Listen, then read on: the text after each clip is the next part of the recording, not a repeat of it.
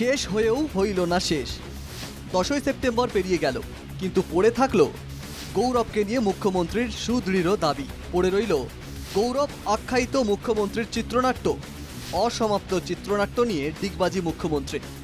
গৌরবের পাকিস্তান যোগ ইস্যুতে নিজের অবস্থান পাল্টে পুরোপুরি 180 ডিগ্রি ঘুরে দাঁড়ালেন মুখ্যমন্ত্রী হিমন্ত বিশ্ব শর্মা। এসআইটির রিপোর্ট আসার পর প্রথমে বলেছিলেন ক্যাবিনেটের কথা। বৃহস্পতিবার মুখ্যমন্ত্রীর মুখে আরও এক নতুন কথা। ব্যৱস্থাটো গ্ৰহণ কৰাৰ দুটা ৰাস্তা থাকে।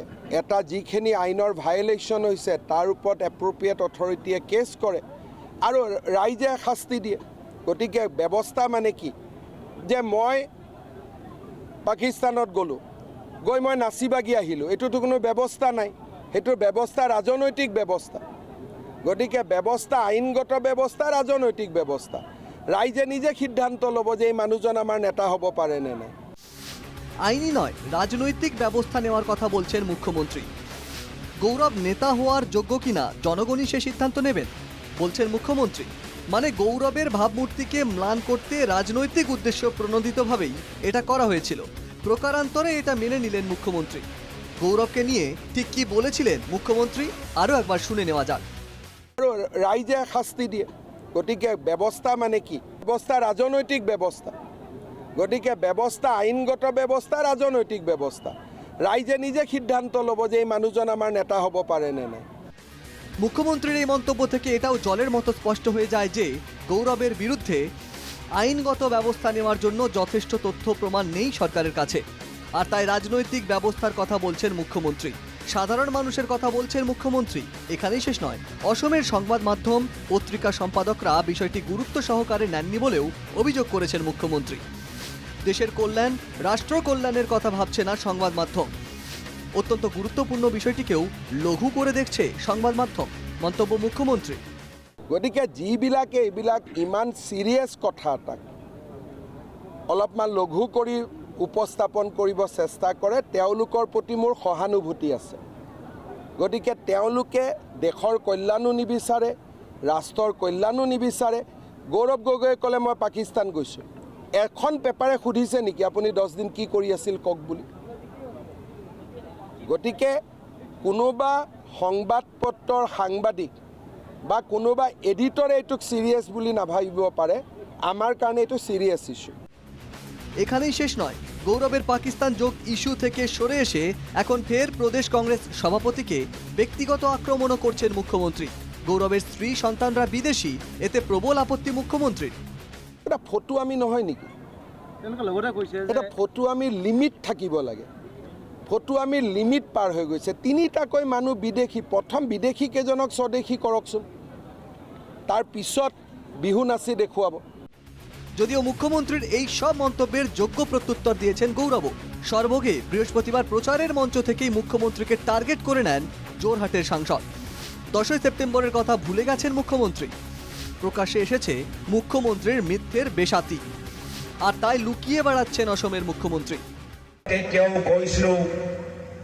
আগতে কলো যে 10 সেপ্টেম্বৰ বিজেপি দলৰ এটা ফ্লপ হ'বলৈ গৈছে, মেগা ফ্লপ হ'বলৈ গৈছে, ছুপাৰ ফ্লপ হ'বলৈ গৈছে।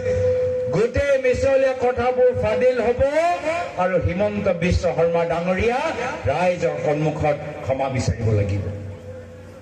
কিন্তু ক্ষমা বিচৰা সেই মূল্য, সেই আদৰ্শ তেখেতৰ ওচৰত নাই।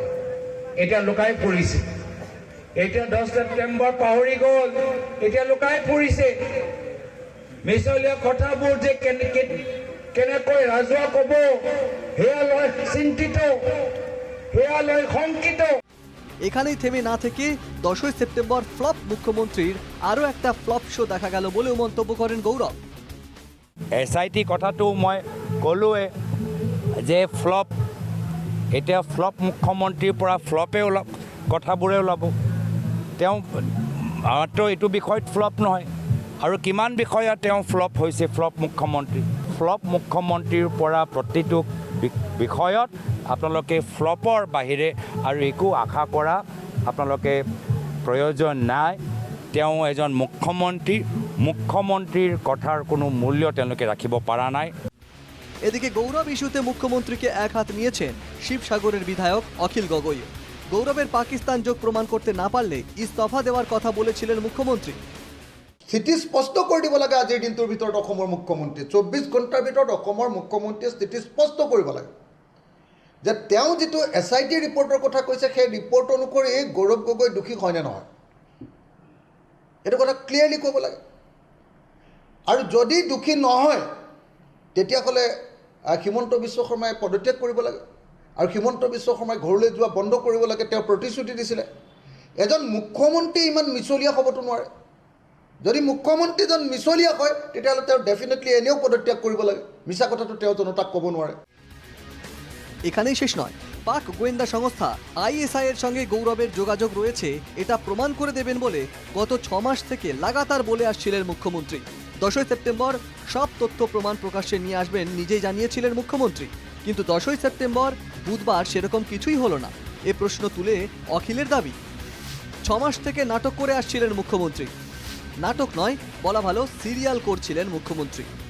কিন্তু দুৰ্ভাগ্যজনকভাৱে অসমৰ মানুহক 6 মাহ ধৰি এখন নাটক দেখুৱাই থাকিলে আৰু নাটক দেখুৱাৰ পাছত নিজে মুখ্যমন্ত্ৰীজনে উল্টাই ক'লে সংবাদ মাধ্যমক যে আপোনালোকক নাটক লাগে নহয় জানো নাটকখন তেওঁহে কৰি আছিলে নাটকো নহয় তাকো চিৰিয়েল যোধা আকবৰ চিৰিয়েলৰ নিচিনা দীঘলীয়া চিৰিয়েল এখন তেওঁ নিজে আৰম্ভ কৰিছিলে নিজে কৈছিলে নিজে বকিছিলে নিজেই ঘোষণা কৰি আছিলে যে 10 ছেপ্টেম্বৰ শেষ সীমা 10 ছেপ্টেম্বৰৰ ভিতৰত হেস্তনেস্ত হৈ যাব পাকিস্তানৰ ISIৰ লগত সম্পৰ্ক ৰক্ষা কৰাৰ কাৰণে পাকিস্তানৰ গৃহ বিভাগৰ লগত সম্পৰ্ক ৰক্ষা কৰাৰ কাৰণে গৌৰৱ গগৈ জেললৈ যাব।